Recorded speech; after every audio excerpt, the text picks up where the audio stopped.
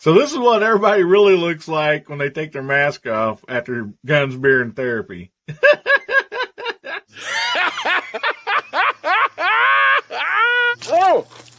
Oh my goodness. Try to take a shower here, guys. Come on, get out of here. Close your eyes.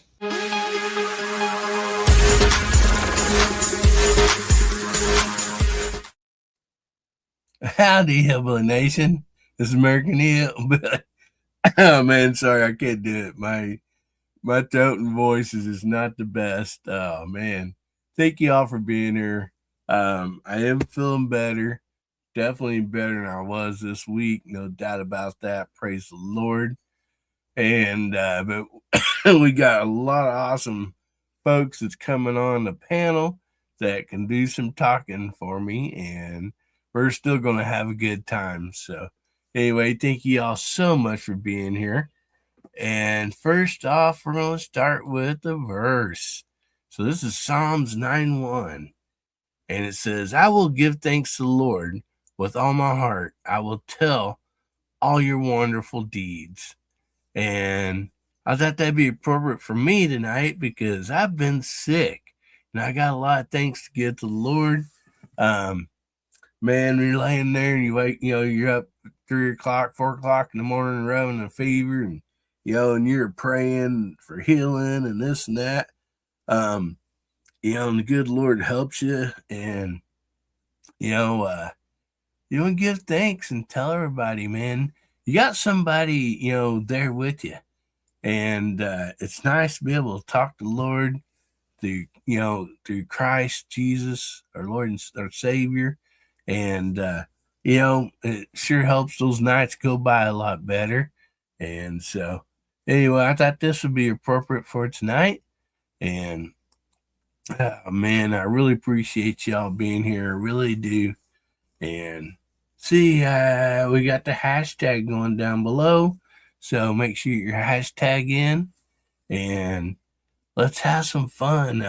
Let's bring out these fine folks back here in the green room before my throat starts going and I can't talk very much. But anyway, we got Mr. Moondog back here, Moondog 2A. How you doing tonight, Tom? Very good. And I'm as haggard as you sound a lot better than I was expecting. So praise the Lord, you're here with us today, and it's still hosting. So I'm glad to be here to back you up if you have to go into a coughing fit or anything like that. Yeah, and sorry about that dang dog. I can't yell at it. And can't mute my mic right now. No worries. I apologize, but yeah, Tom and all these fine folks agreed to come on and talk and we'll just have a good time. And yeah, just give us a topic and we'll head out. We'll keep it going. Well, appreciate you, buddy. And up next we got Mr. Julio, the Smoking 22. How you doing, buddy? Hi, man. You really sound better. Be praying for you, brother. Good to see Tom again. Well, I've not been talking much, trying to save my voice, which Ames is really liking that. So, yeah. I think she's praying for her sore throat for me. Oh, really? So I don't talk as much. Mm-hmm. But anyway, thank you so much for being here, buddy. Absolutely. Appreciate it. So up next we got Hasbro. How you doing, Hasbro? Hey guys, how you doing, Mike? I'm glad to see you're at least talking again. We'll find out if we really like that at the end of the show or not, but we'll see how it goes. Exactly. It's good to be with you. Back home after a very tiring week, but got a healthy grandson for it, so that's good. A lot to be thankful for. Congratulations on that new grandbaby, buddy. And all the prayers that are offered, I appreciate it. So, well, thank you very much, buddy, for being here tonight. I know you've had a long day, so Excuse me. Tom, can you let everybody else know, If you please? hear some snoring, I'm going to blame J Delta, but it might be me. Hey, yeah, I had a long week too, so not as hectic as yours, but what you call energizer the batteries are Bunny? running down. Yeah. So Just gotta get the bunny ears on you. yep, Surviving by caffeine. Yeah. yeah. All right, let's bring our next guest. We got Kentucky Rimfire. How are you? I'm doing good. I agree with everybody else. Hillbilly's sounding a lot better, but he don't look no better. So I'm still going to pray for him. And You pray for looks too, please. Hasbro and Jose is talking about being run down. Y'all don't need to be run down. Y'all got a big weekend ahead of you, fellas. Oh no, I'll be charged up by them. I could be asleep and show for that one. I'll be good.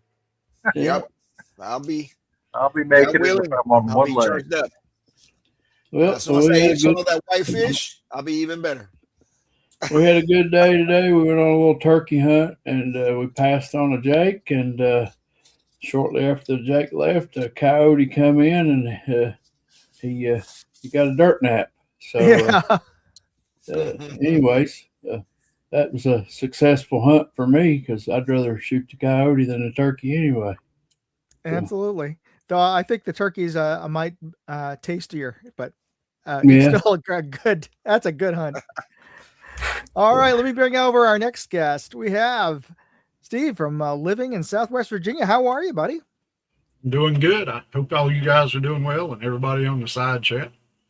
Sounds like I had a little bit easier week than Hasbro or Hillbilly did. But glad to be here tonight. Looking forward to our chat. Excellent. Great. And next up, we have one of the best beards in the internet. We have Jamie. How are you? Better than I deserve. Hope Hillbilly gets to feeling better, man. Thanks for having me. I appreciate y'all. Thanks for putting up with me and letting me hang out. Absolutely. It's a great evening when you're on. Well, thank you, sir. Of course. And our final guest tonight, we have Garage Guy. How are you? I'm doing really well tonight. It's good to see everybody. Good to see everybody over there in the side chat. Tom, it's Saturday night, buddy. Let's have some fun. Absolutely. This is awesome. And we have so many folks. Oh, and we got we got to change the background too. I just noticed that. So it's a nice bright purple now. So that's pretty cool. So, Hillbilly, do you want to plug any of the sponsors, or should we get into subtopics? I do have something first off here, and I got a cough drop in my mouth, so hopefully that's going to help a little bit. If you got to watch Chad's show last night, or if he was on here last weekend, we had the president of Anechoic Suppressors on here, Buck, and just a great guy. And anyway, been trying to, help one of Chad's friends there they shoot with at the range and all that, and so anyway, hang on a second here. I got, let me find this out here. Okay. So basically, we got me and Kentucky Rimfire. Oh, man. I feel so sick. Whoa. My eyes. And I thought they built a scope color, stock color for that. Hollywood. And Buck over at Anechoic. Anyway, we're trying to help out this fella right here. And so there's going to be a way, and I'll let Chad kind of tell about this here in a minute, but there's going to be a way you could walk away with one of these right here. Brand new, sent right to your FFL SOT dealer. And so Let me change this better. Oh, everybody, you want to leave that on? Yeah. No.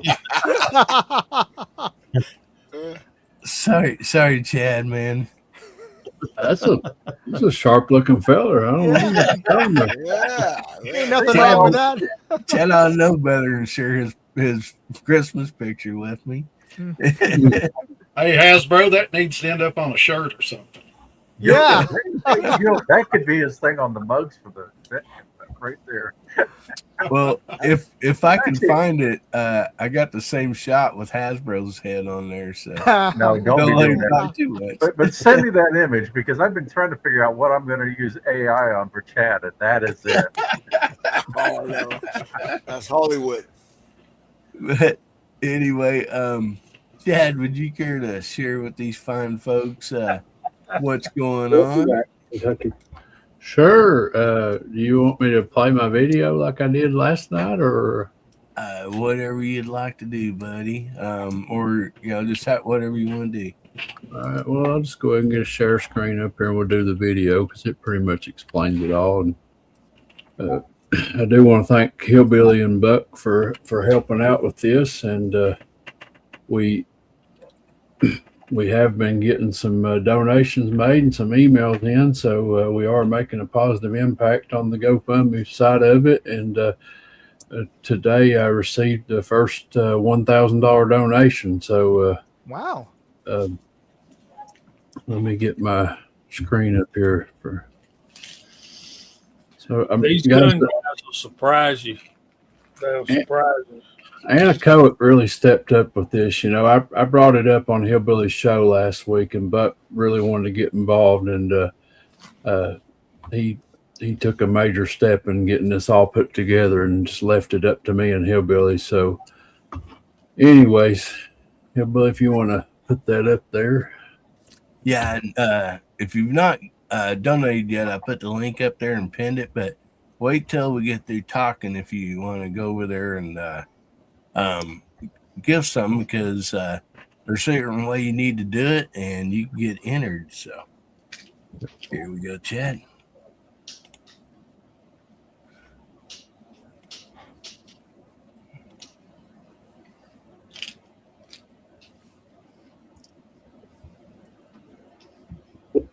Welcome back to Kentucky Rimfire and Hobbies. I would like to take this opportunity to ask my viewers to consider helping out a dear friend of mine, Greg Ray. He is a member of our local range, and he also participates in 22 rimfire competition. He's also the maker of the t-shirts that I give away on my channel. Last night on April 11th of 2026, we joined the president of Anechoic Suppressors on a live stream on American Hillbilly Up's channel. He vowed that if anyone makes $1,000 contribution to this GoFundMe, that he would give them a suppressor of their choice. Also, he donated a suppressor to Hillbilly Up and I to run a drive for the next 3 months and raise money. This will be done by you guys. If you make a $10 contribution, screenshot that and email it to myself or American Hillbilly Up, then we will put you in for a drawing for a free suppressor. This will end July 12th. Guys, you must be eligible to own a suppressor, meaning you must be able to pass the background check and the appropriate paperwork. I want to thank Anechoic for stepping up and helping out with this cause. I also want to thank Hillbilly Up for helping out with this cause. And I want to thank you guys for considering helping Greg Ray through this time of need. He's looking at several months of healing and recovery and treatment. Guys, go check out Anechoic Suppressors, and also go check out this GoFundMe. The link is at the bottom of the screen, and consider helping out Greg. If you're not eligible to give financially, then please lift him up in prayers. He could use it. I will put Hillbilly and my email at the end of this video. Be sure to screenshot your donation and send it to myself or Hillbilly so that you can be entered to win an anechoic suppressor. Thank you again. Enjoy the video. So here's kind of a rundown of the rules, or so again, your donations have to be made within the time frame that uh, Buck revealed this opportunity to us, and then we have a deadline of July the 12th, and then we're actually going to do the drawing on July the 18th. I got the 19th on here, but that's wrong. The 19th is a Sunday. It's actually Saturday. We're going to do it on Guns, Beer, and Therapy, and that'll give me and Hillbilly time to put everybody's names in the hat. Once we finalize it on the 12th, we'll be able to get everything put together and get ready for the drawing on the 18th. So all it takes is a $10 donation. Screenshot your donation, email it to myself or Hillbilly, and we'll put your name in the hat for the drawing. And then also you can make $1,000 donation and get a free suppressor of your choice. And that has already happened. Now, I will say this. If you're going on the GoFundMe to look and see who made the $1,000 donation, you're not going to see it, because the person that made the donation, they did not want, they're a small business owner. They did not want their name thrown out there that they're doing this on a GoFundMe, because they were afraid that every Tom, Dick, and Harry that has a GoFundMe that pops up, they're going to expect them to do the same for them. So they asked if they could just write Greg Ray a check, and would that be sufficient? So I reached out to Buck Steele, the president of Anechoic, by telephone, and Buck laid it out to me. He said, I put you and Hillbilly in charge of this. You guys are responsible for the money. If you let me know you got $1,000 in hand, then all I need to know is who paid it, what suppressor they want, what color they want it in, and what SOT do they want it to go to. So if you want to make $1,000 donation, but you want to remain anonymous, you can do that. So I just want to let you know, in case you're going on there and looking around for that donation, it's not going to be on the GoFundMe. I actually have a check that I'm delivering to Greg tomorrow. He invited me to go to church with him at his church, and I'm going to be attending church with Greg in the morning and delivering a $1,000 check to him. So, and we've got a bunch of other donations that have been made on the GoFundMe, and me and Hillbilly have been tallying that as it goes. So thank you to those that have already, and please consider helping this guy out, because he's a very well-deserving person of it. And he is I didn't mention this yet. This is the first time I'm bringing this up. He's a veteran, guys. He served for our country. So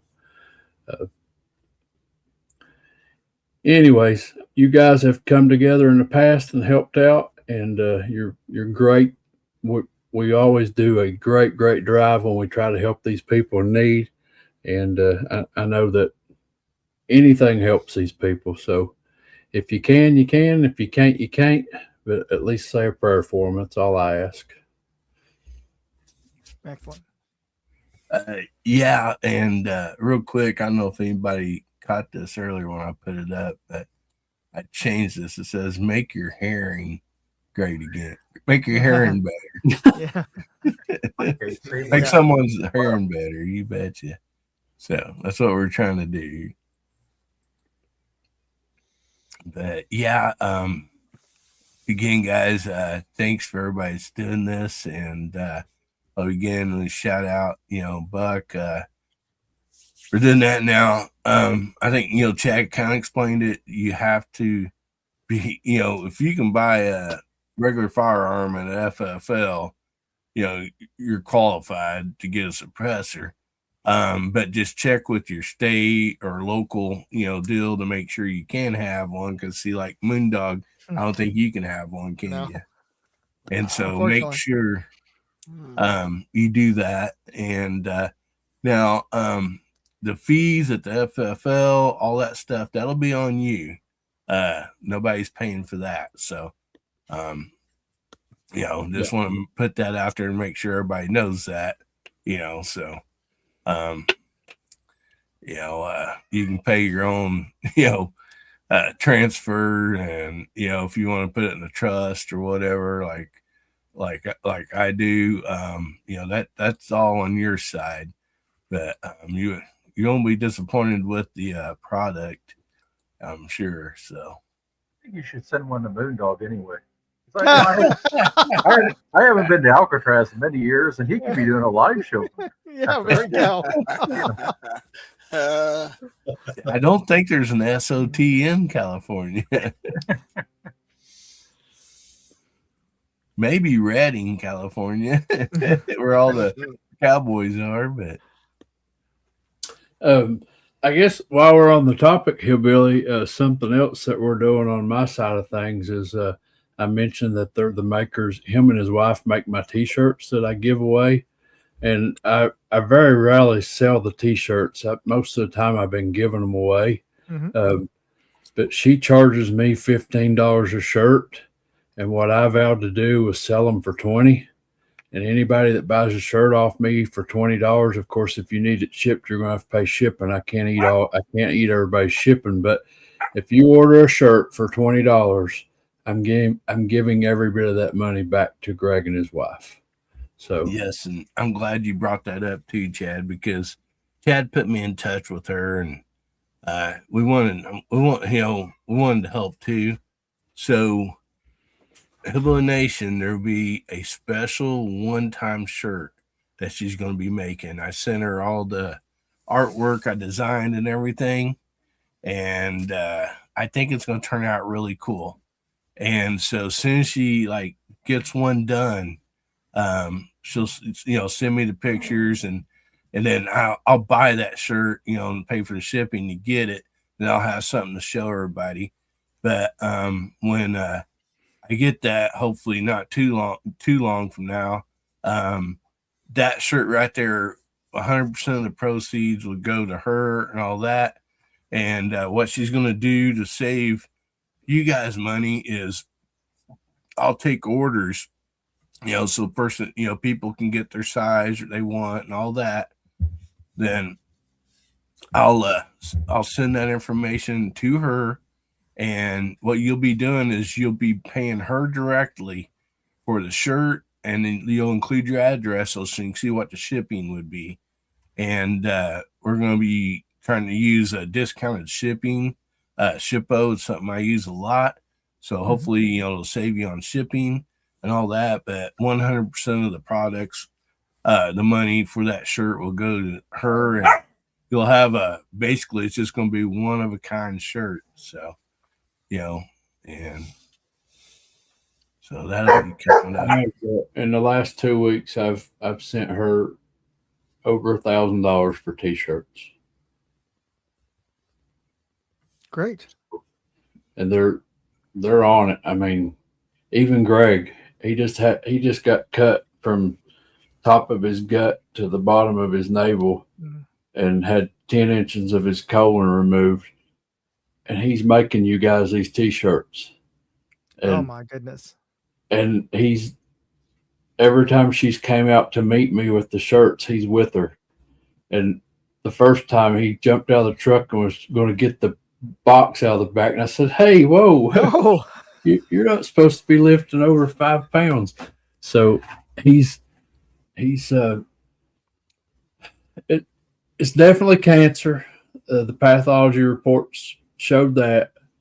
He said they removed 15 of his lymph nodes, and 11 of them had cancer. And based on the size of the cancer that was on his lymph nodes, this is not something that just came about.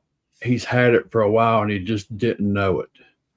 And what happened was he ended up with a bowel blockage, and he thought he was extremely constipated. He went to the hospital to see if there was anything they could do for him to help him get some relief. And they took him straight to surgery and took 10 inches of his bowel out because he was obstructed. And of course, after you have a surgery like that, you have to wait till you're healed to make sure you don't have an infection, because an infection will show up on a PET scan like cancer. So they're waiting. he's actually going the 27th for a PET scan, and that'll tell us if they got it all.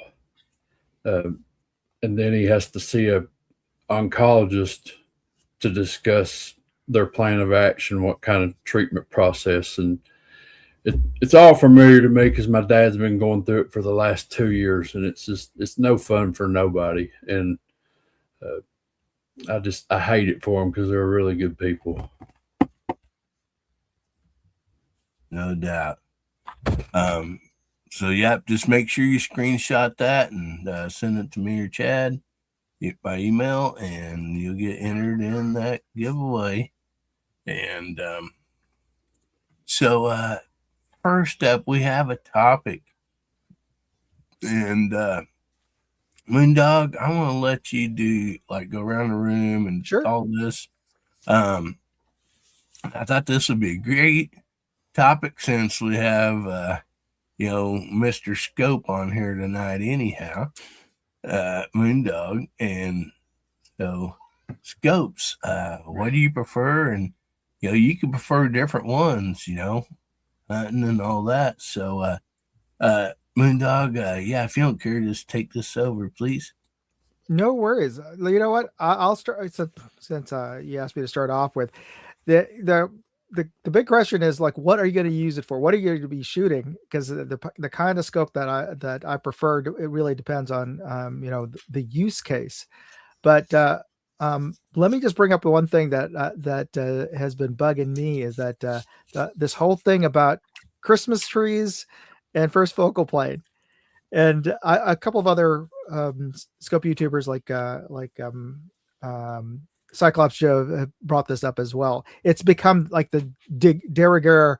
When you're looking for scopes, or everybody's advertising scopes, they're advertising everything's got to be first focal plane. Everything has to have a Christmas tree, but it's not required. It just became this thing that everybody is telling you need to have, just because folks who are doing PRS shooting are found that it was useful.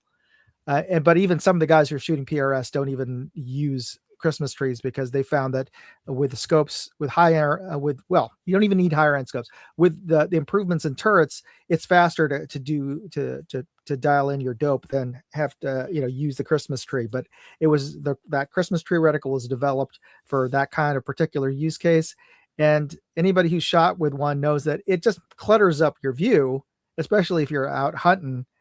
And the other thing is first focal plane. It was like, oh, everybody wants to have a first focal plane where the reticle changes size to the distance that you've set your parallax. Well, it's just, again, great if you're trying to do ranging and you need to be precise about that. But the downside is if you're going to be hunting, if you've ever had to shoot a first focal plane with a high magnification first focal plane and then have to look at it at low power, you can't see that reticle, especially if you're, out in the woods somewhere most of the time, unless you're cranking up the illumination. So I gotta say, those are my pet peeves out there. What I can't say is that the quality of a lot of budget scopes out there, you don't have to spend $2,000 or even $1,000 for a scope nowadays to get like a really the kind of quality of scopes that I'm seeing that are at 200, even at 250.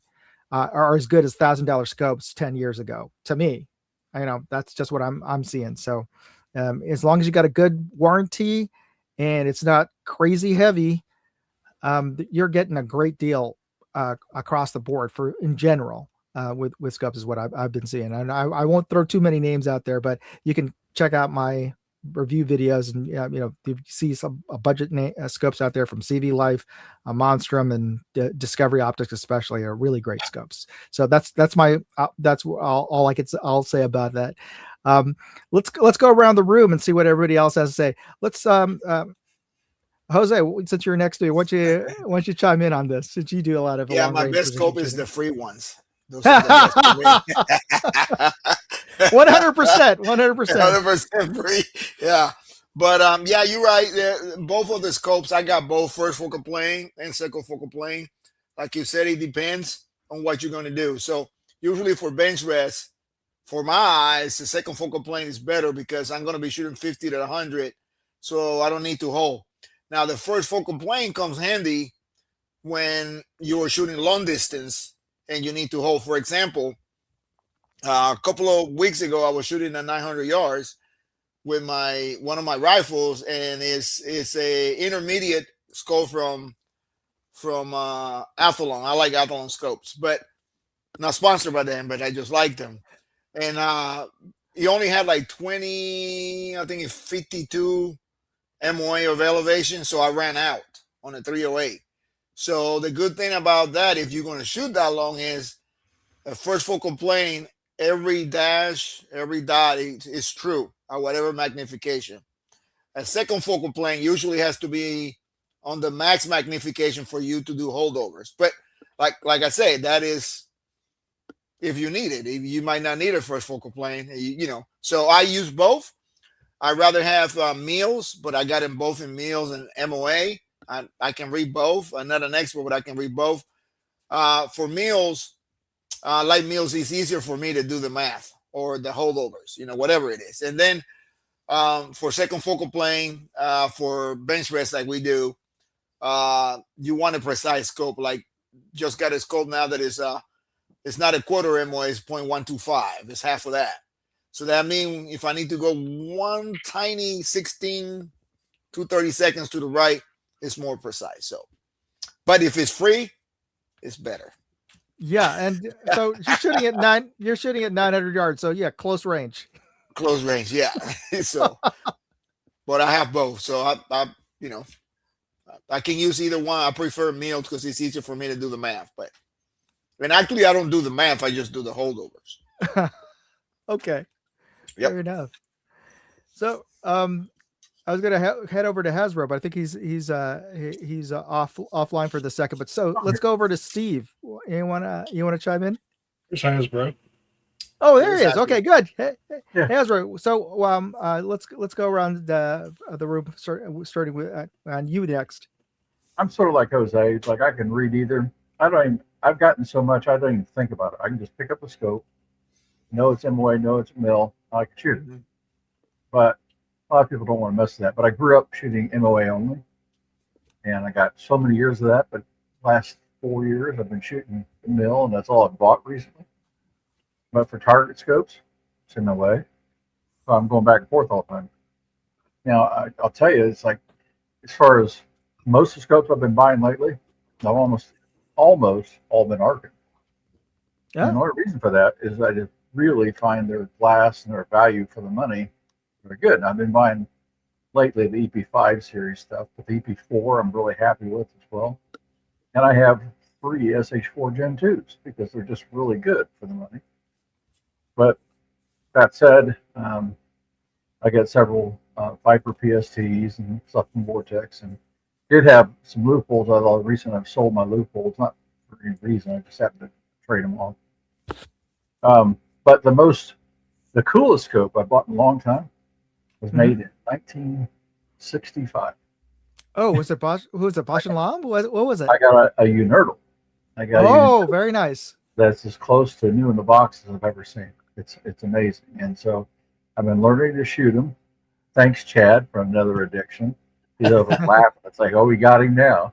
In fact, then I got Olympic Redfield Olympic sights now to go with this because of him again, and Justin. So, but yeah, as far as using the scopes, I can use either one. I don't have to think about it. But for pure target shooting, yeah, I go second. Excellent. So speaking of Chad, what kind of scopes are your favorite scopes, and what's the since everybody's also chimed in, what's the most recent scope that you've gotten? Well, Aquilifer.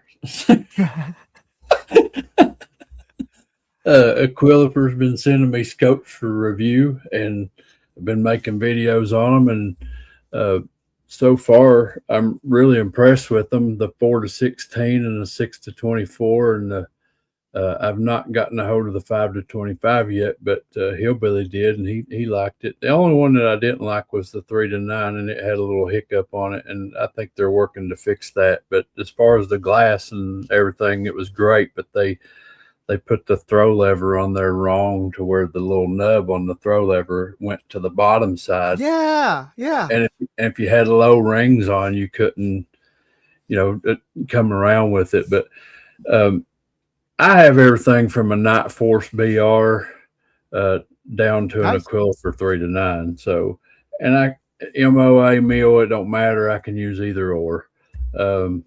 My favorite scope for bench rest, though, is the old Leupold fixed 36 power fine crosshair or the Weaver T36 fine crosshair fixed power. They're just, for the type of shooting I do, that's all I need is a fine crosshair. I don't need any holdover marks. I don't need any Christmas trees. That's just for me and bench rest shooting, though. And then, of course, I love my Unerdal scopes. And, yeah, I got Hasbro down that rabbit hole. So, but there's a lot of great older scopes out there, too. Leupold's got a lot of great scopes. I got a Lyman target spot. Mm-hmm. I got a couple of Redfield 3200s. I got a whole plethora of scopes, and like I said, I can use them all. As long as they track for me, that's all I need. Because at my range, I got a 50-yard shoot and a 100-yard shoot, and if I can figure out my dope from 50 to 100, and every time I turn that turret to what I know it's supposed to be, and it goes, then I'm good. So I'm not big into the Christmas trees or the busy reticles, I call them. I'm not big into that. I want to say real quick, I think Aquila forgot that 3x9 off of Penty, because 2 years ago they sent me one that the exact same problem. Yeah, exact same. The dial ring, the power ring was upside down on it. Very might be their leftovers when people returned them. I don't know. All right. One other thing you mentioned, the CB Life scopes. Oh yeah. And I've reviewed several of them for them, and you're dead on. Those are some of the best fadas out there, and the Penty scopes. I got one as well. I got a couple of them actually now too. Don't overlook CB Life used to be, when you have zero money. Yeah. But that's not true. They're actually pretty good. Yes, well, I agree with you. I will tell you another one, because I run a match. I run 2 matches a month, and I have a lot of newcomers that's like, what should I get for an entry level scope? And I don't mean to be mean name dropping here, but the 10 to 40 Vector Optics Sentinel is a really good entry level bench rest scope. Yeah, they put together some their Sentry it looks like a scope that's worth 4 or 5 times what they're asking for this thing. I got to look through one of the new ones the other day, and I was extremely impressed with it. It's a nice scope, but no, it's not on the budget end either. The 10 to 40 Sentinel that's a budget end scope that's got a good high power to it, and it's clean and clear. And the best part about those is most of the time you pick them up on Amazon, and if they're not clear, send it back. They'll send you another one. Yeah, it's 30 days. That's great, and free returns. Yep. All right, hey Steve. So you're up. What have you gotten recently, and what kind of scopes do you like to shoot? I'm kind of like these other guys. I've got mill scopes. I've got MOA scopes. I have a Arkin, which I like. I'm a big fan of Athlon. I really like ride-on scopes. I've got 4 of those, I think. Oh yeah. And I've had good luck with those. Recently, what I've bought most recently is a couple of Discovery optic scopes, and I like the Discovery. I'm really impressed by them. I like the reticle in them. They're doing well for me. Excellent. I'm kind of like Chad. I would like to have some of the older vintage optics. The only thing I have is I have a Hilux Malcolm on my Ballard rifle, 20, and it's a Unerdal clone, 20 power. Now that's a really good scope. but I haven't really jumped into the vintage optics yet. Big Dog has a great review of that scope, in fact. Yeah, a friend of mine got one for his. I forget if it was a Martini or he had put it on his which rifle he had it on, but it was a 50s vintage rifle, and he's got a Unerdal, and he bought that one, and I asked him which one which did he like better, and he said, well, I like the Unerdal, but the glass on the newer glass with the coatings on them, there's far less chromatic aberration than the Unerdal, so he prefers actually when he's doing competitive shooting to go with the new Hilux than his original. Yep. I like it Hilux Malcolm. Only thing I wish it's a 3/4 tube. I wish they would come out with one with a 1-inch tube. Oh, okay. That would be cool. But there's nothing wrong with the 3/4 inch tube. I like to have it a little bit bigger.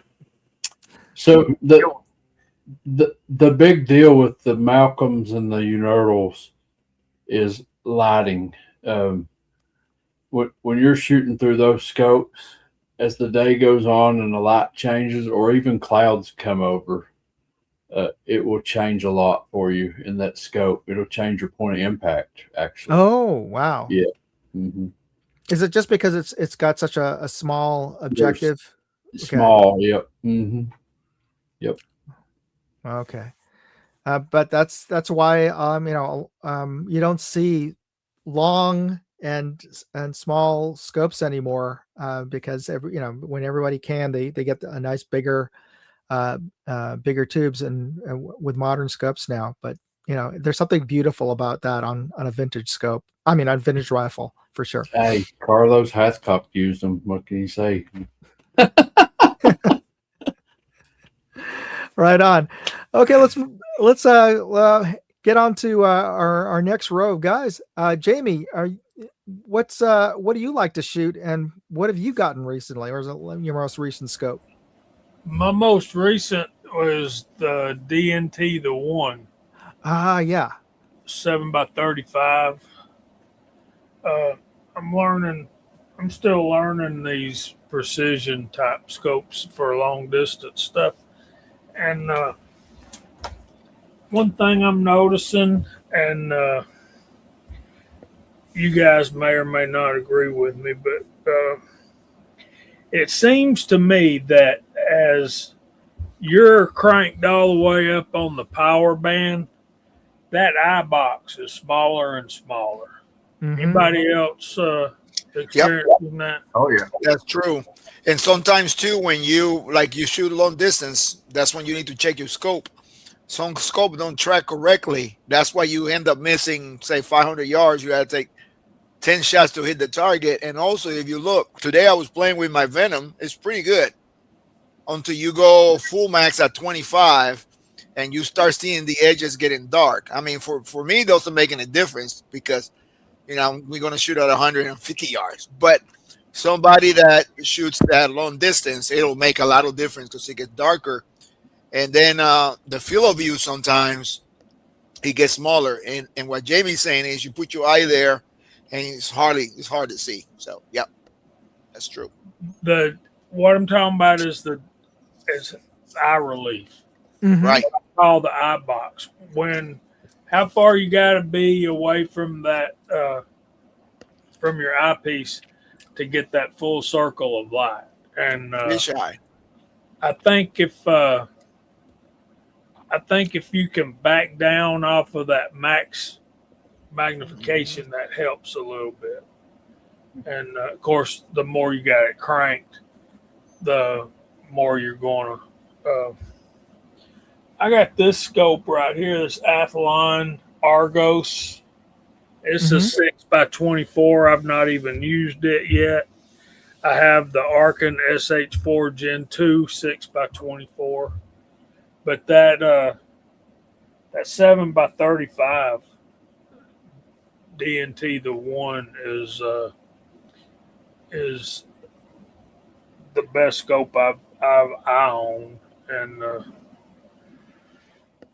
I was able to shoot a 4-shot group at 1.18 MOA at 1,000 yards. Wow. my goals get under 1 MOA, and you wouldn't think that'd be so hard, but go shoot 1,000 yards and do it in the kind of wind we were dealing with, and yeah, it's tough. It can get tough. You got flags out there, at the bench, at 100, at 300, at 600, at 800, and then 1,000. And I swear, guys, sometimes it feels like they're all blowing at each Different other. directions. I mean, and you also got to understand we're shooting from one ridge top down a valley, and like it's probably a 50-foot drop, well, at least a 25-foot drop from the benches to the 100 yards, and then as you're going out, it's climbing back up a little bit. So you're shooting from one ridge top to the other. And the vortex of the winds is, but yeah. Most of my groups were slightly under 2 MOA at 1,000, but I did put together that 4-shot group at 1.18. And, yeah. Tell you something else I found on the higher end scopes, like my Night Force BR. Mm-hmm. With a good scope, with good clarity, it can affect you in a negative way. How so? At max power, I see a ton of mirage. Oh, right. Yeah. Right. Yeah. Well, I can't even fully use that BR scope. I have to dial it back just That's to right. get rid of the mirage out of the scope. Mm-hmm. Now, And, what about Mirage is a thing at 1,000 too, man. Mm-hmm. Oh yeah, it is serious. And Jamie was saying another thing is when you use high power magnification, it gets dark on the edges. So that's why all these guys that never use full magnification, they use halfway the range. Because you're shooting at 1,000 yards, you want to see where your bullet is hitting. Because ours is the same way. We start from the bench and 300 yards is about 30 feet drop, and then 400, 500, all the way start going up. And if you miss, if you got it in full mag, you might not see where that round is hitting. So that's why we always back up. So, and sometimes they tell you, if everything else fail, shoot in front of the target. It's what you do. You shoot in front of the target, and if you got dirt, if you got grass, it's not going to help you. But if you got dirt, you shoot in front of the target. You can guesstimate where, and you're going, whoa, I'm too way short. So, makes a difference there. Hey, Jamie. Yeah, man. Mirage is also a thing when your buddies stick your buddy heater underneath the front of your bench. You're pointing at the wrong buddy. Yeah. That one. Yeah, that one. Oh, okay, Yeah, there we go. There you go. Ain't life grand, but ain't it great that you we're in America and you can do that kind of stuff. You're also in America. Your buddy puts a buddy heater under your bench, and it's America, man. He's trying to Really help kind of melt the those wax warm. off the bullets, but Now these you dropping names. I don't own any of these big time money scopes. I just can't make myself do that. But yeah,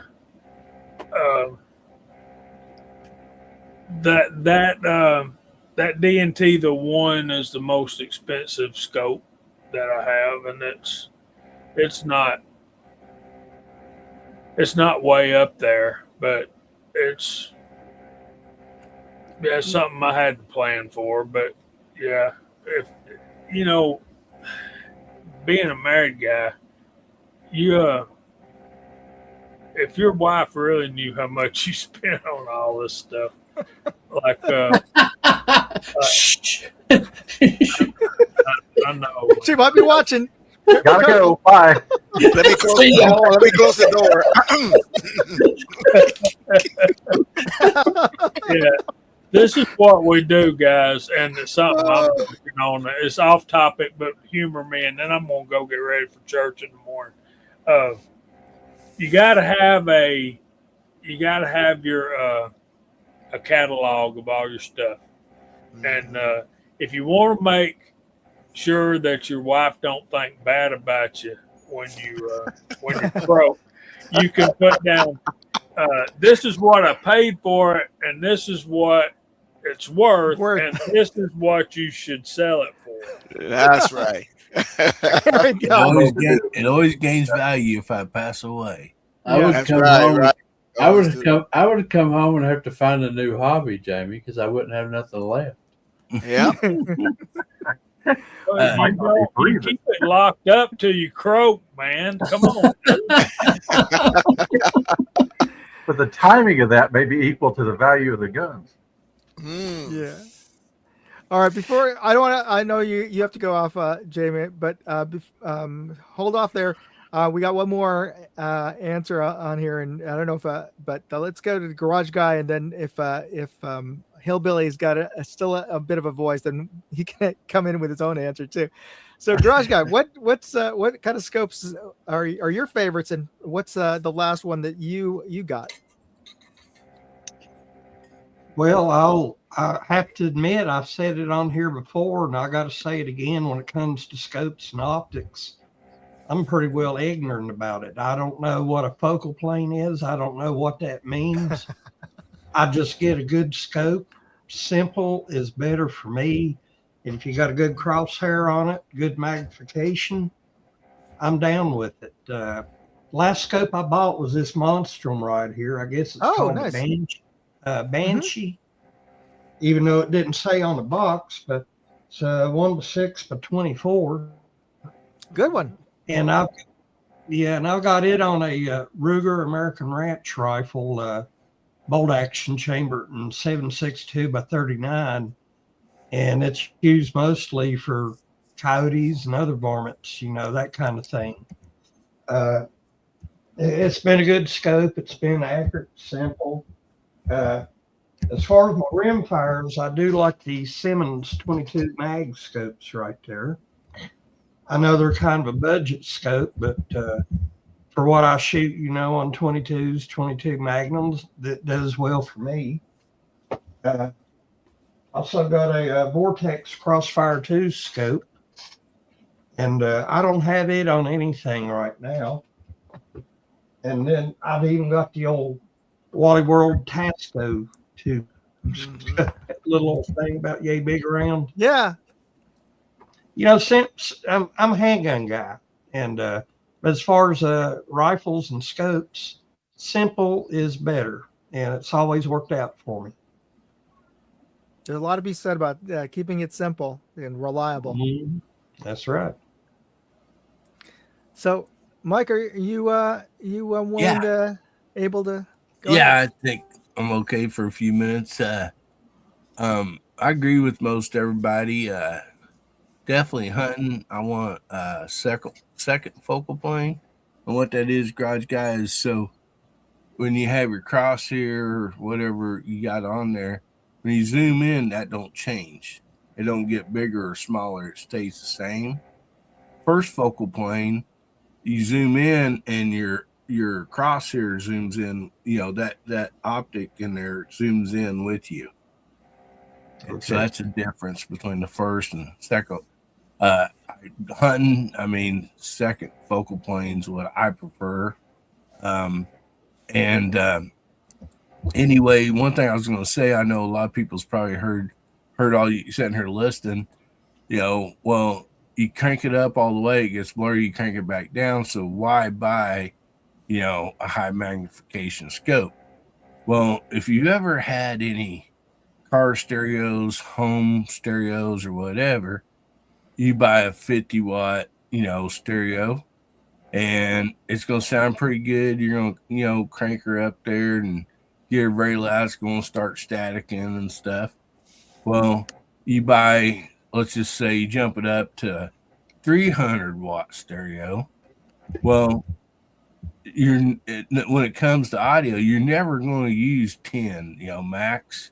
never going to use it. I mean, because it's going to distort no matter how powerful you got.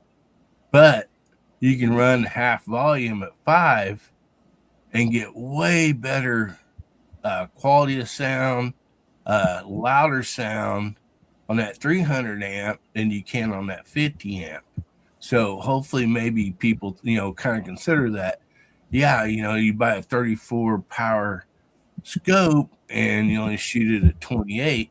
Well, that's going to have way better clear, more likely it's going to be way clearer and way better than buying a 28 and cranking it all the way up, because then you're going to get some distortion there probably.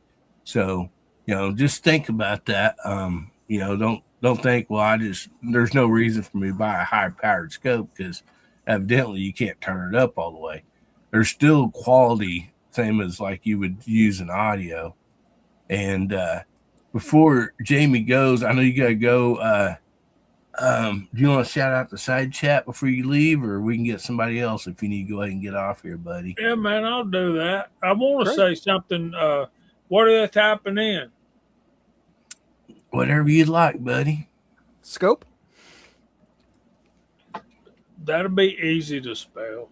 All right. And there they go. I got to tell you one of my pet peeves, though, from like you were talking about, Hillbilly, those second focal plane scopes that we used to get when we were cheap scopes for throwing on a rifle and going out and hunting. And you'd have mil dots reticles, but you'd have MOA turrets. Mhm. And, I got a couple of those. I was aggravating as a day is long, but we finally complained loud enough. And thank you, all you scope manufacturers, for fixing that for us. So we got. Let me see. Let me back up a little bit more. Here we go. Y'all ready? Looks like J Delta 22 NC is on the panel, and he made an attempt, I think, at typing scope. Yeah, that's coconut language. Yeah, he spelled that in Spanish. Island. Yeah, Yeah, that's the Julio way. stops. Okay. Anyway, living in Southwest Virginia is on the panel as well. He doubled up. So is Garage Guy 879. So is Hasbro. J Delta fixed his boo boo. Boomstick Mark 7. Kentucky Rimfire Justin. Hillbilly Up. Thanks for hosting us tonight, my brother. Got to get feeling better.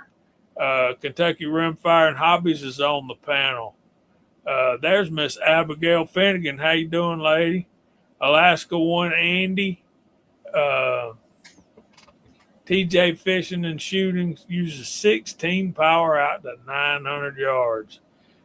Let me finish this. I'll tell you a story. R4 Mississippi Thunder. What's going on? Denny's plant-based journey. 01 guy Dwayne 7834. TJ Fishing and Shooting. Helping Man. Ronald Eastman. Smoking Joe. Down goes Frazier. 1903A4, Ozzy Osbourne, good to see you, brother. Dale Pogue's out there. Miss Pat Rat, Ron 2A Matters, Appalachian Ramblings. Tommy Boy, what's going on, brother? Dale Pogue, Captain Kirk 805, Moheath 303, Pack Rat's Attic, Big Sky, or is that everybody? Are we up to date? No, there's Denny's plant-based journey again. Okay. My buddy Kyle Lusk. If y'all don't know him, y'all should get to know him. And Hasbro, next time you come through Georgia, we got to meet up with you. We're next Friday night, we're meeting up with Ozark Spirit. So I probably won't be on my live stream next week. Probably get some of the guys. Anyway, they're mouthing off, right? Everybody's up there. We're shooting 1,000 yards. They start picking on Kyle's scope. He's got an SWFA fixed 10 power. He's got it set. He don't mess with it. He don't touch it. He uses the tree. And I think it was Gene. And he says, I bet you $20 you can't hit the steel at 1,000 yards first shot. He says, you're on. Kyle gets out his book and his phone, and he's over there messing with stuff. And he says, well, I'm ready when you are. And they said, well, go for it. And Kyle hits the steel at 1,000 yards. Cold bore, first shot, 10 power fixed power scope. And that is, yeah, you know, Chad talking about busy scopes and reticles and all that. Let me tell you something, brother. That one is busy. But Kyle knows that scope. He knows that rifle. He knows that load. And he popped that steel. And I think it's a 20-inch piece of steel at 1,000 yards. Ding! And light comes on, all that mess. And he put $20 in his pocket. So, good for him. So, yeah, you ain't got to have a.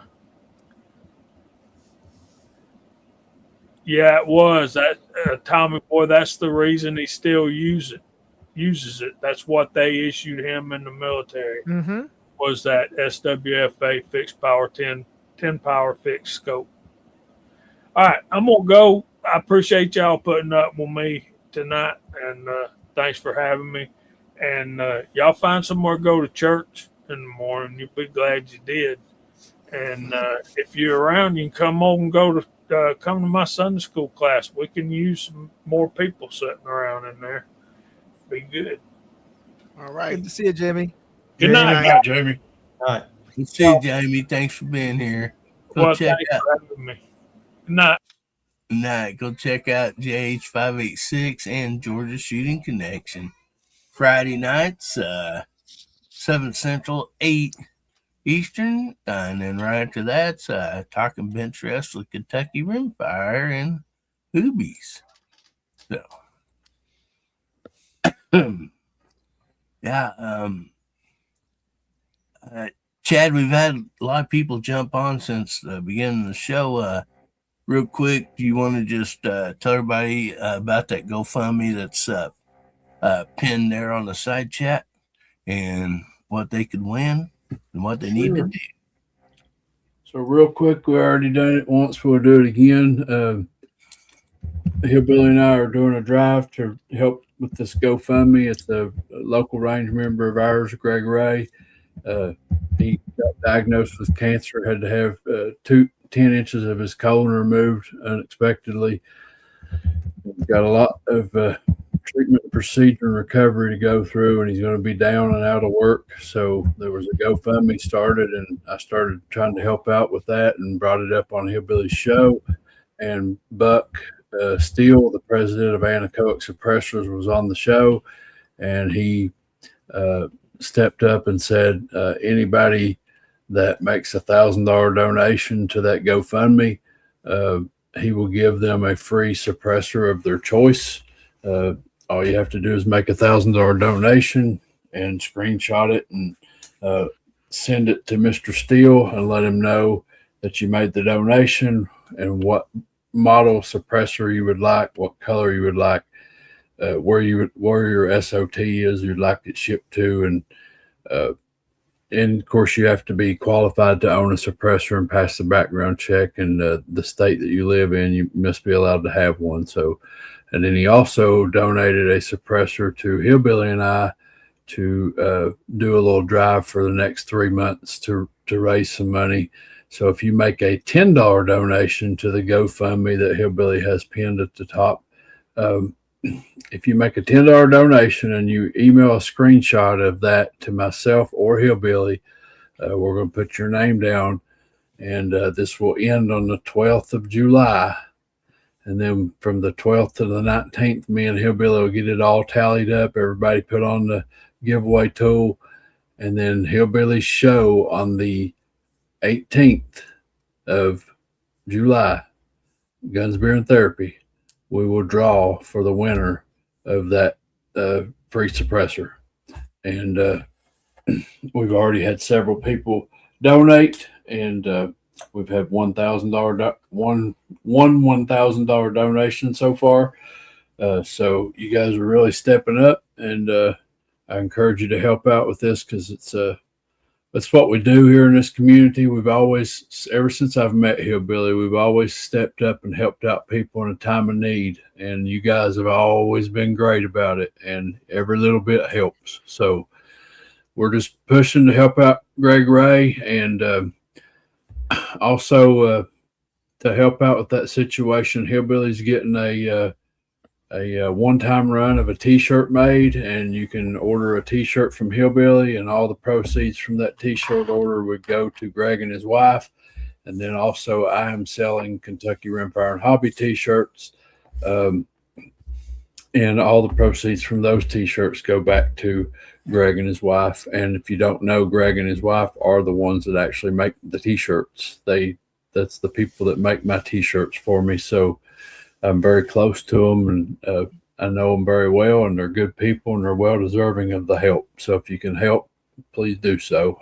It's greatly appreciated. Yeah. And I guess if you got 1,000 deal, you probably go hold me and Chad. I don't know, like Buck might not know what. I mean, I'm sure he knows what it's for, but he might not. I don't know. Just get a hold of us, and then we'll get you in contact with. Well, for the money part of it, you verify it through me and Hillbilly. But yeah, it was at Buck's request that once you've made that donation and we have the money, then you do have to email Buck to let him know which suppressor you want and where you want it to go to and all that. So we'll let him know who you are and stuff, so he'll be looking for it. And for the giveaway that we're doing on here, this is what you'll win. This is their new Pipsqueak. And I do have a video or two out on it. So, I mean, if you want to see what it sounds like or whatever, you're more than welcome to go check it out. But it's a dandy rimfire suppressor. So.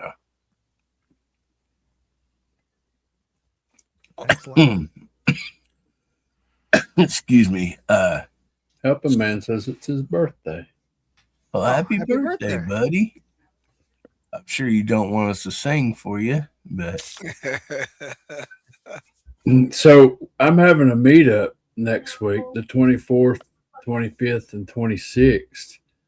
And the 27th is my birthday. So everybody that's coming to the meetup, you need to come bearing gifts. Yeah.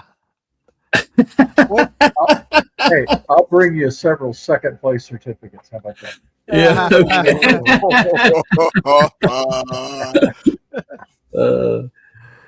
There's going to be all kinds of smack talk going on at this thing. I'll buy you some whitefish dinner. Don't worry about it. There we go. What's your favorite cake, Chad? What's your favorite flavor of frosting? I can't eat cake. I'm a diabetic. Oh, okay. So. Backrat. I'll put out a post with that link on it, buddy, so everybody can find it.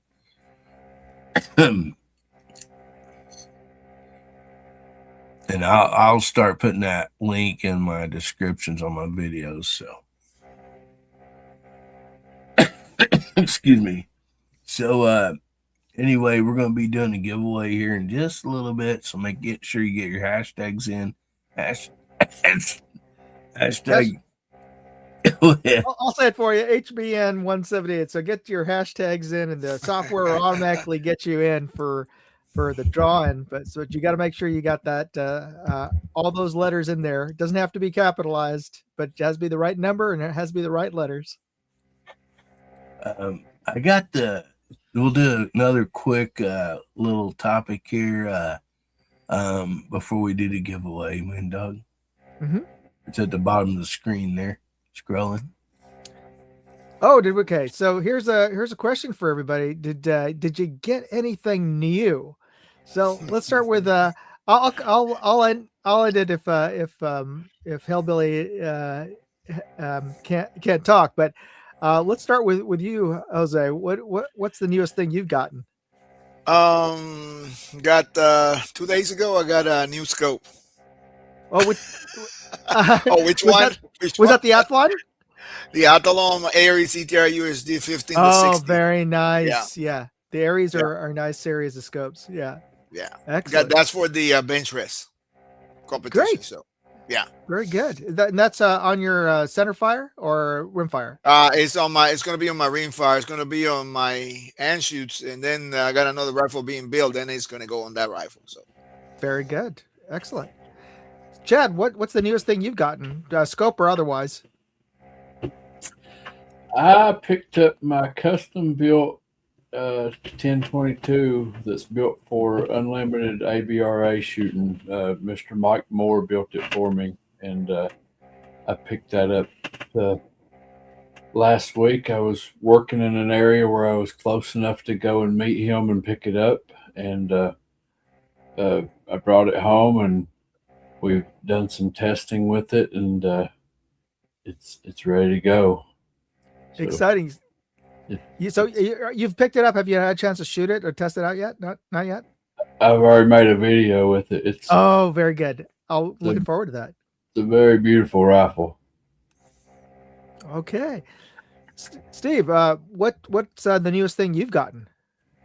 I picked up from my FFL Thursday a Winchester Model 52 Pre-A.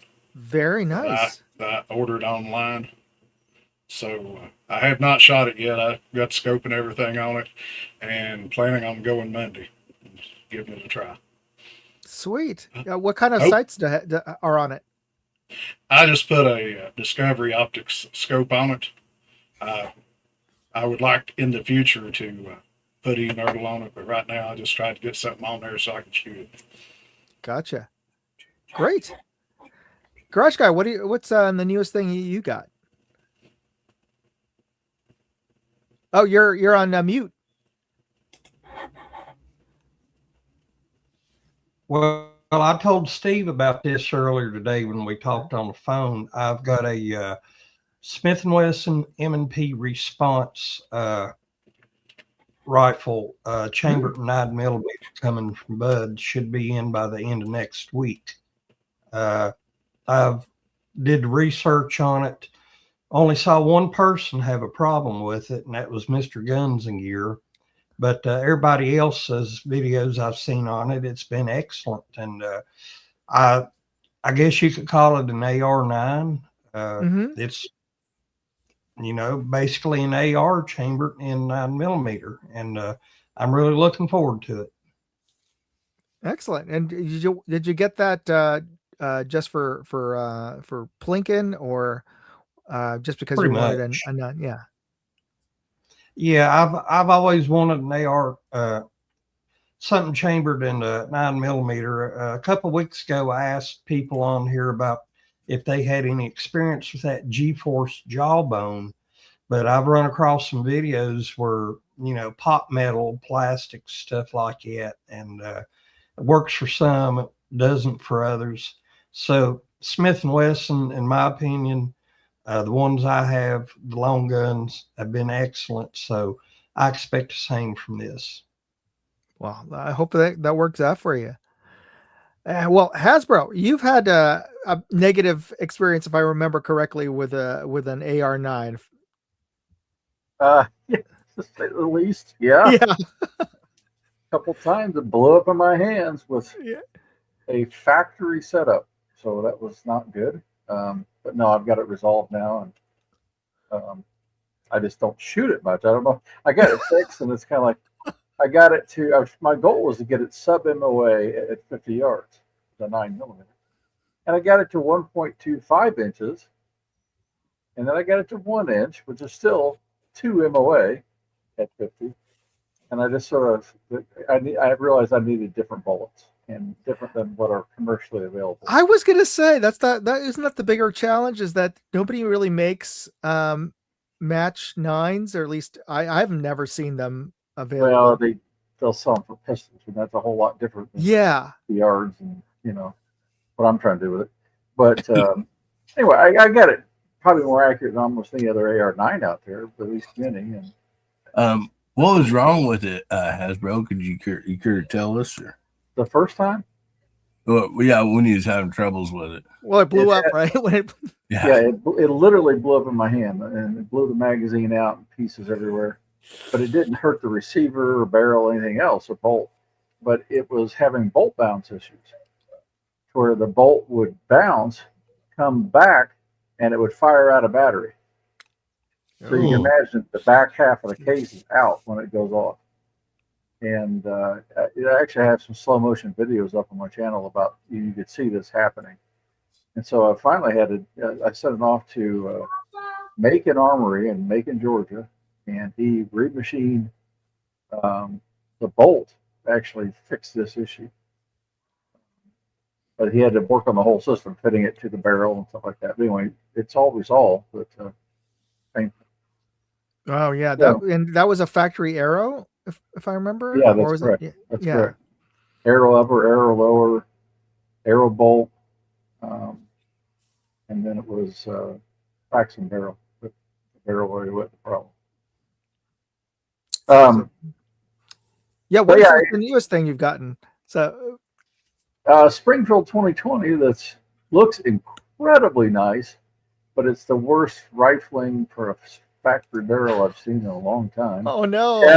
Chad was doing a video in his video talking about, this is my bore axis and this is my chamber axis, and they are not the same axis. So I've got a Anschutz Supermatch 54 barrel coming to put on it. So I'm playing Chad's game. It's another rabbit hole that I took Hasbro down. Yeah. Why, thank you. So, for all of us elementary people out here, how do you tell if that's not lined up? You can look in with a borescope and you'll see right where the bullet was. It's not really a feed ramp. They call it the throat, where it comes up into the rifling. One of them will be deeper. So you'll see a cut deeper into your rifle, and the other side of it, it'll be very shallow. And it shows that the angle of the chamber is different than the angle of the bore. I've got a video on that. I haven't released that. I probably should do something with that so everybody can see. I did a short video on it, but and it, sure enough, it didn't shoot. It met, inch and a half groups or something, but not the point. So I'm going to do something with Chad. I'm going to replace the barrel, because Chad sort of figured out how to get the barrel off. But then I think, Chad, I'm going to have that same guy cut this chamber off, redo it, recrown it, and put the factory barrel as an option on it too, just as a test. Hillbilly, I was able to get a Mike Moore photo pulled up, and I got another share screen going on if y'all want to see my new unlimited rifle. Yeah. Nice. Mm.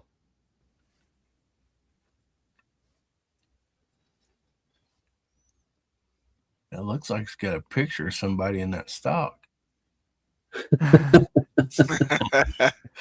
Yeah. That's sweet. Oh, I'm showing off my new ransom rear rest also. Yeah. Nice. Elijah's done got you down a rabbit hole, don't he? No.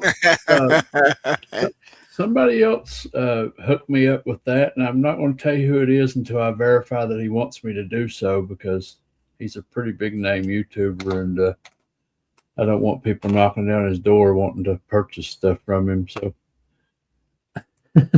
Steve don't mind. No, Steve don't. No, mind. I don't mind. Yeah. No, somebody had it, and they're more accustomed to squeezing a rear bag than working a mechanical rest, and they didn't want it, so I purchased it. Nice. Pretty good deal. Yeah, but I got a video if you want to see what that looks like, that chamber thing. Yeah. You want to see it or not? Let me see if I can share. Well, if it's showing your hands on it, it we does won't. not. It's a Boy Okay.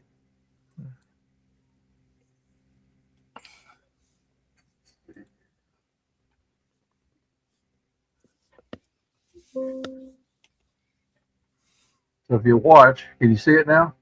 Yeah. Okay, right. This Here is we the go. line. So the chamber's to the right, Mm-hmm. barrel's going to the left. You watch this distance here, and you're going to see a line that does this.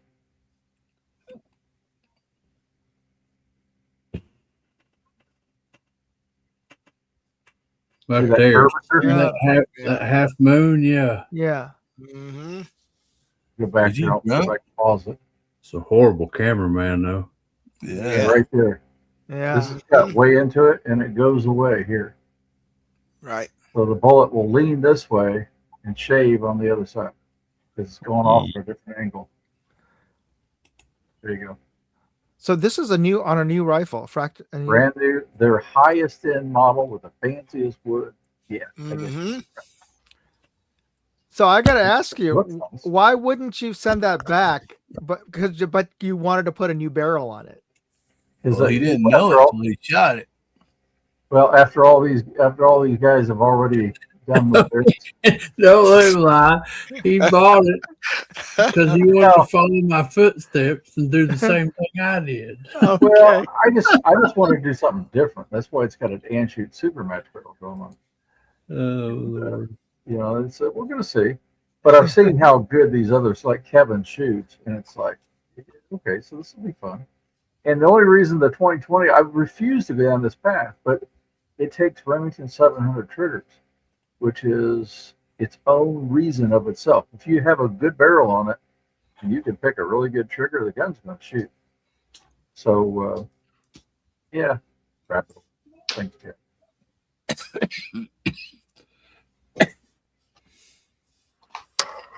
So, Hillbilly, let's see, my share screen's still up there, and this is Justin's two newest pieces that he's been working on.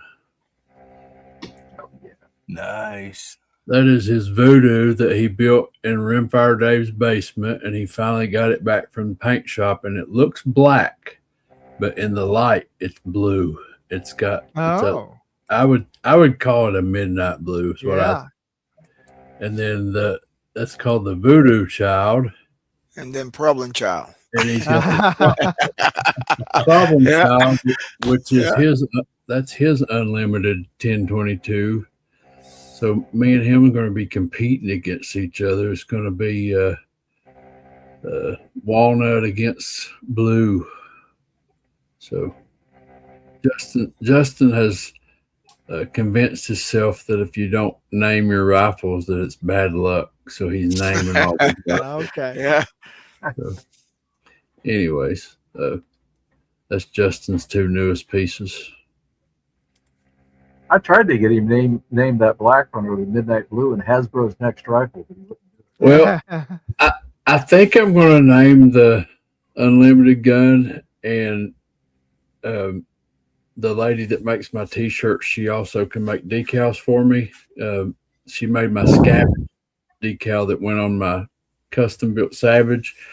I'm thinking about, because Mike's name is Mike Moore, Moore, and I think I'm going to name the rifle More Money, but I'm just going to put more and the dollar sign. Oh, yeah.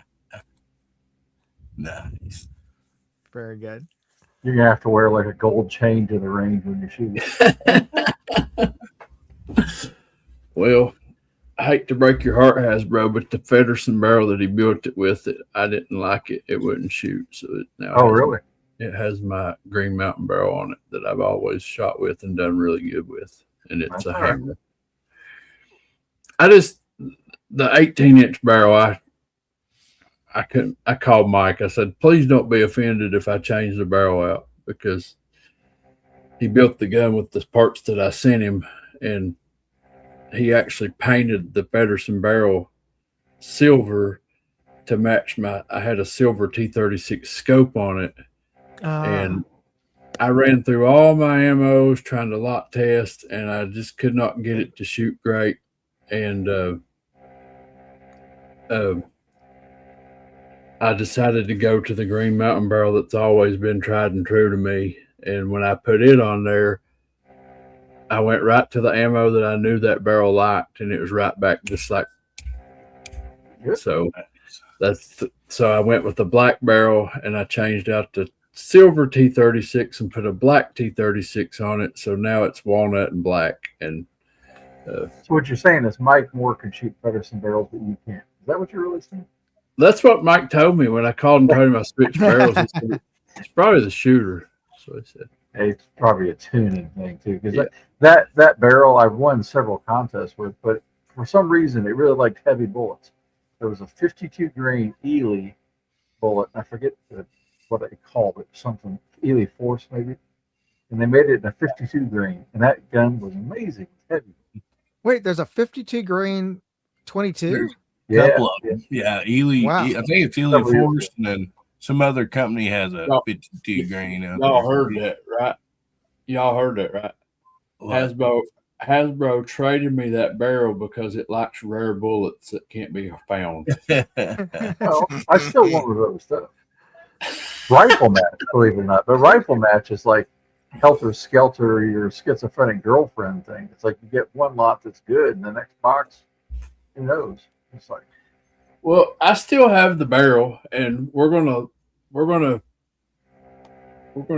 find some ammo that'll work with, and probably just build us another 1022, since that's what we do around here, build guns. Try Monarch. Before we get to the giveaway, somebody had a question up here. Buy Super B apples. Ask this question, so maybe everybody can help him out here. So I'm looking to buy I'm looking to build my first precision rifle, but I'm hung up on what I want. Save up and build on an ARC CDG, or start off on a Tikka and have the barrel replaced. Annoying how cheap Tikkas only have light barrel profiles. Okay, there we go. well, I think he's talking centerfire, which Yeah. check out Howa for centerfire. I think Tikka is probably a little better, but Howa has heavier barrel options. Yeah. But 1500, yeah. The 223 I have is a heavy profile, but they have such a twist rate in it that it's hard to shoot in but really light bullets. So I have one I'm going to change the barrel on, but that's not because of the weight of the barrel, just a twist thing. I got one in 308. They shoot pretty decent. Yep. Yeah, I know. Like even Bear Creek, they have their SS heavy duty barrels too, and I have a 300 blackout in that, and man, that thing it shoots. I mean, it's an AR platform at that, and it still shoots really, really good. At 50 yards, that's off of bench. That's all I've shot with it. But this comes from a guy who says, "Hey, I get this BCA barrel for you. It shoots great."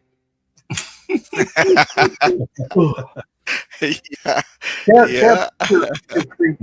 that a Howa or is that a Tikka?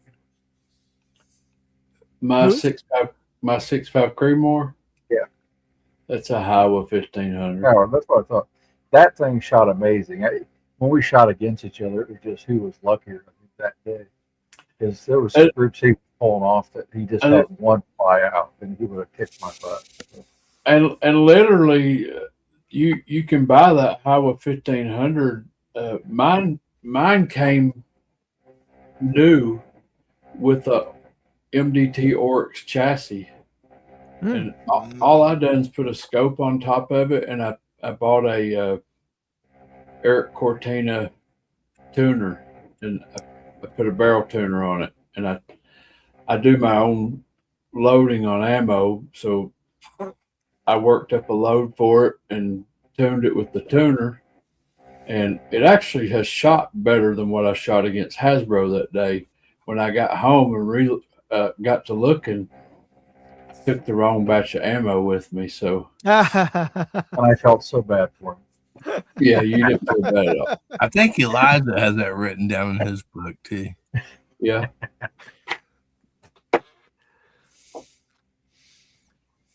Well, I can show you right here is a 3-shot group at 100 with that same rifle. Power 15. Yep, Nice. that's what I mean. He was shooting like that. Then you'd have one fly off. That's how I beat him. It's just one bullet here or there kind of thing.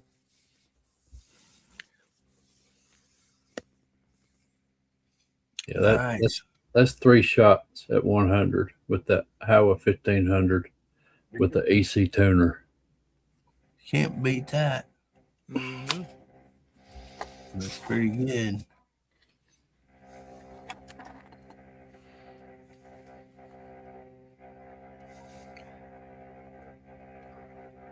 Well, I think anybody else got anything before we do the giveaway here, and we'll stay on for a few more minutes after that. But everybody, make sure you get your hashtag in, hashtag HBN178. HBN stands for Hillbilly Nation.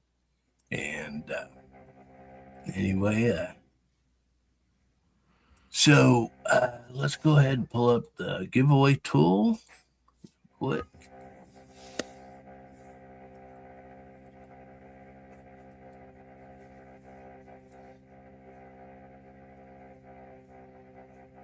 Yeah. Anyway, we'll give everybody just a second. Oh, I seen Moo come in and throw one in, and Captain Kirk and Fluffy, Moondog. All right. I forgot to do that. Yeah, y'all wait until the end because you think the last man enters wins. It works for me on eBay.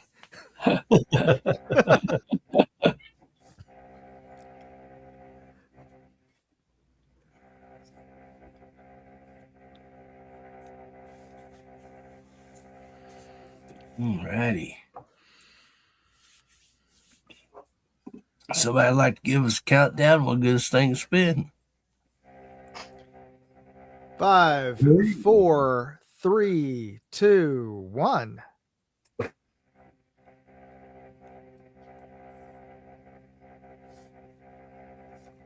You do have to be present to win. Our revolver 7. That was the last one in. You got it. Yeah. See, it worked. I told you. And he just barely made it. Yeah. He made it. He's out there. He says, there you go. There he is. There he is. Congratulations, buddy. Thanks. Stop sharing that and let me bring my screen up here and I'll show you what you won. You won the skinny gold knife. And it really looks better in person. I mean, it still looks good here, but yeah, it's a good looking knife. So anyway, our revolver, along the bottom of the screen is scrolling. My email, AmericanHillbillyUp@gmail.com. So include your handle on here. Email me that your handles are revolver7, and then give me the name and address you'd like that sent to, buddy, and we'll get it sent out. Yeah. That's really Hillbilly's bringing out the bling back. You betcha. So yes, please make sure you get a hold of me through email, buddy. And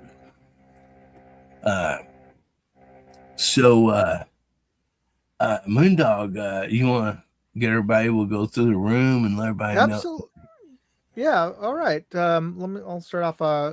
What I've got going on this week is I got my live stream on Wednesday, and I forgot to mention the newest thing that I got, which I might as well just show you what I'm working on right now. This is a combo of a magnifier and red dot on one mount that is from Vector Optics. But check this out. I don't know if has anybody ever seen? Everyone's probably seen at least with a magnifier, a side flip, right? Side flip. That way you could use your red dot and you got your magnifier out of the way and then it goes in, right?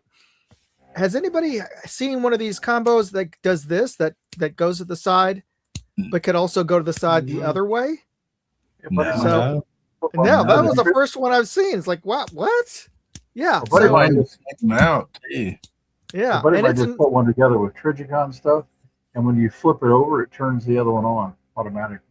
Oh, that's a nice little. That's a nice feature too. This one's spent got a lot shock on awake, so it's as soon as it's great that you don't have to cool, turn cool. the thing on.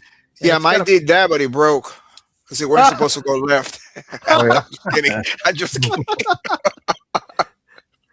I mean, Jose's like, it won't move. It won't move. It will move. Hit it harder.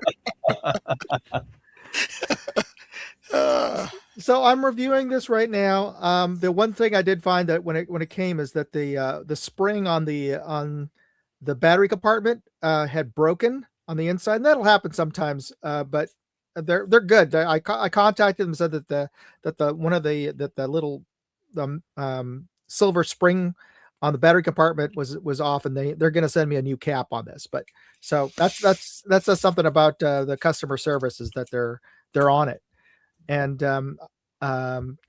I'll be reviewing that. Who knows when? But I mean, when I get the new cover on. But that'll be in a couple of weeks that I'll be posting up a review of that. So that's a little early peek on this. But I thought that was a really cool feature that you could turn it either way on that. So that's a first that I've seen for me. But I thought that was pretty cool. By my experience too. So Jose, what do you got working on this week? So Monday at the J Delta 22NC, we are shooting the Coco Savage, that nice colorful pink rifle. Hasbro says.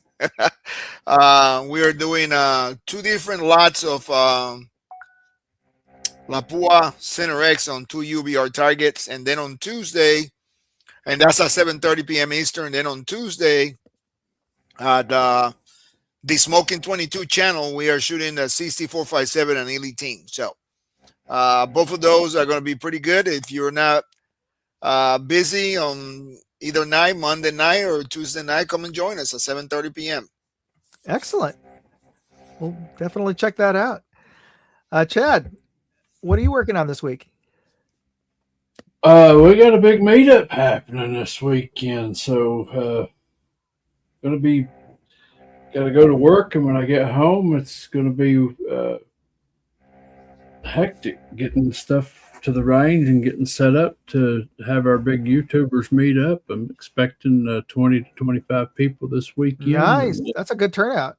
We got a closed range on Saturday, and we're going to be shooting and doing some fun shoots together and making videos. And on top of that, we got this week, we just dropped the Springfield 2020 video. And then we got a video coming out. We got a video coming out tomorrow doing a core essentials review, belt review. And we also got a video coming out where we done the Any Annie Will Do challenge by Minnesota Mike, and then I shot a PSL target with the newest Springfield 2020, and then we have our Friday night show. Is everybody's always welcome to come over there on Friday nights at 10 Eastern with we got a show called Let's Talk Interest with Kentucky Rimfire and Hobbies. And we also have a second channel called Kentucky Rimfire and Air Guns. If you like the air gunning community, come over and check us out as well. Thanks for having me on tonight, and appreciate it. Of course. Excellent. Steve, what do you got going on this week? We've got videos scheduled. I had one drop today, another one drop Wednesday.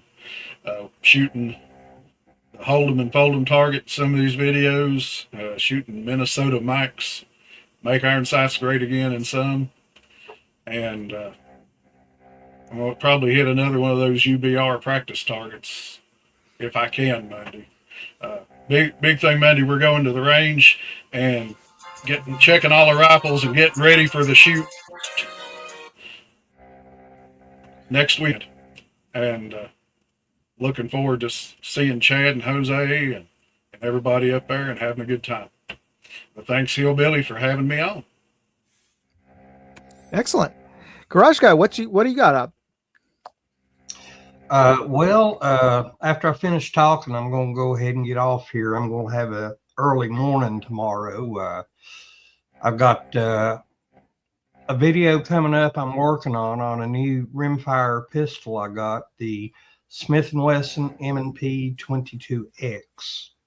And I just need to finish a shooting segment for it. And also tomorrow at the range, I'm going to be making some shooting segments, put that on video for future videos. But other than that, that M&P 22X, I'm looking forward to it, putting the first rounds through it. Mike, thanks for the invite as always. I enjoyed y'all's company tonight. And everybody else, have a really good rest of your weekend. You betcha, buddy. Have a good one, Garage Guy.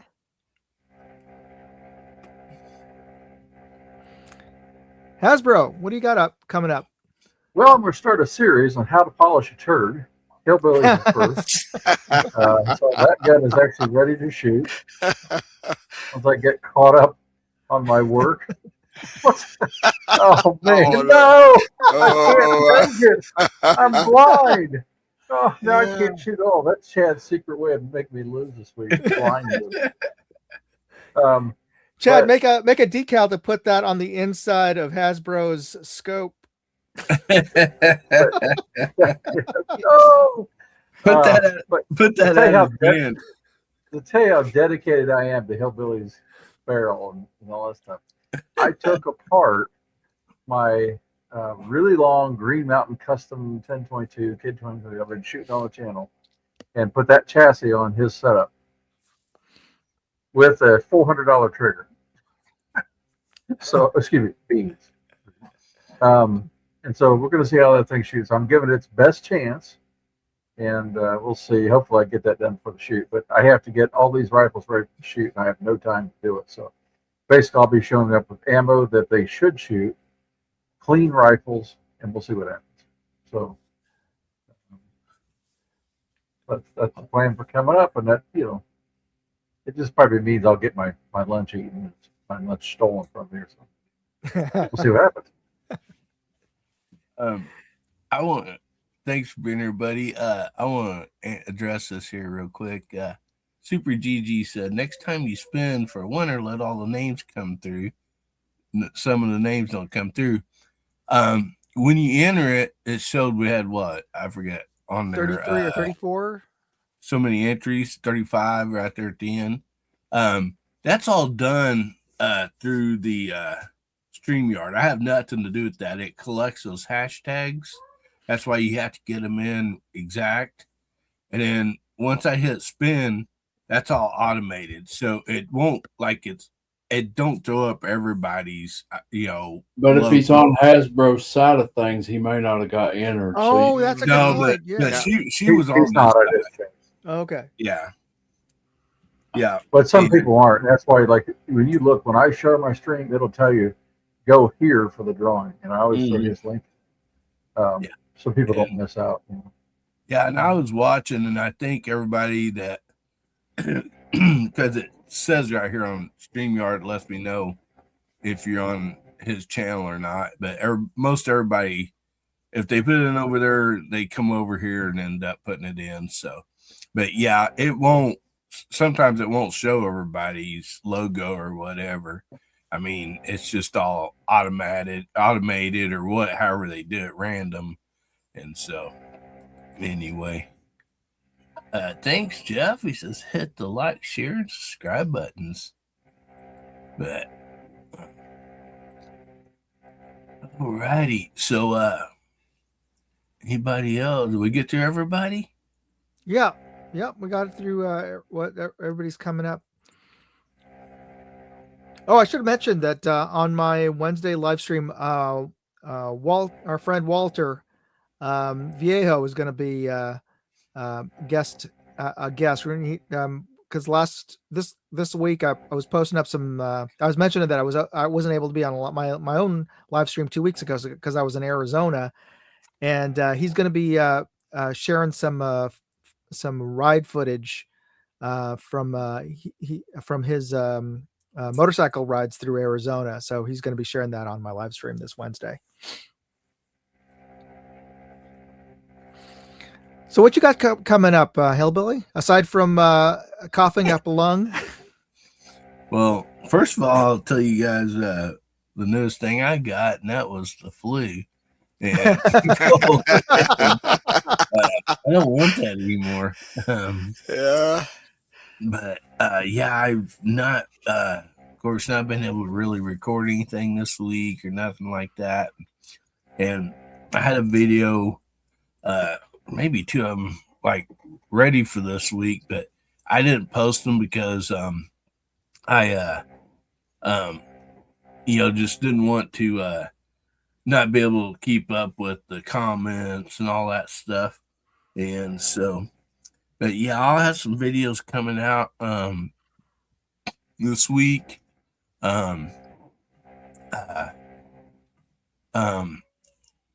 Anyway, and then we'll have our VIP chat on Tuesday nights with my wife, Miss Ames. And if you're a VIP member, make sure you join us there. We try to have a good time. And Yeah, but I'll tell you about my birthday present I'm getting. Justin and I were on a group chat, and somebody sent out one of those memes today, or little shorts, and it says, "This is me shooting my wife's birthday present she got me," and the guy pulls up his hands and he's got nothing in them. He's just shooting an imaginary pistol, and I was like, "Wow, my birthday's this month. I can't wait to get mine." And Justin goes, "Man, I'll buy you one too." Gee, thanks. Yeah. No, I didn't get a gobbler, Jeff. I had a Jake come right up to me, and I passed on him. And then shortly after he left, a coyote came in, and he took a dirt nap. Yeah, Ozzy, I think I'll get a refund on that flu, buddy. I agree with you. Oh, man. So, thank you all for being here. Everybody on the panel and side chat, it's always a blast. I really enjoy y'all. What a great community, this is to be a part of it. I feel blessed to be a part of it. And also feel blessed that I'm part of a community that come together and, give somebody a hand up, not a handout, but a hand up, when they're, down. And so, really, thank everybody, this community that's donating to the GoFundMe. And, man, get a chance to win a really sweet suppressor on top of that. So, that's just amazing. So again, shout out to Buck over at Anechoic for doing that. And anyway, we'll go ahead and leave you off this. Remember, God, family, country, make somebody's day better, will you? And if the good Lord's willing, the creeks don't rise, we'll be seeing you again, Hillbilly Nation. We love you. Everybody say goodbye. Goodbye. Good night, everybody. Good night. We leave the light on for you. Hang on. Okay. Oh, no.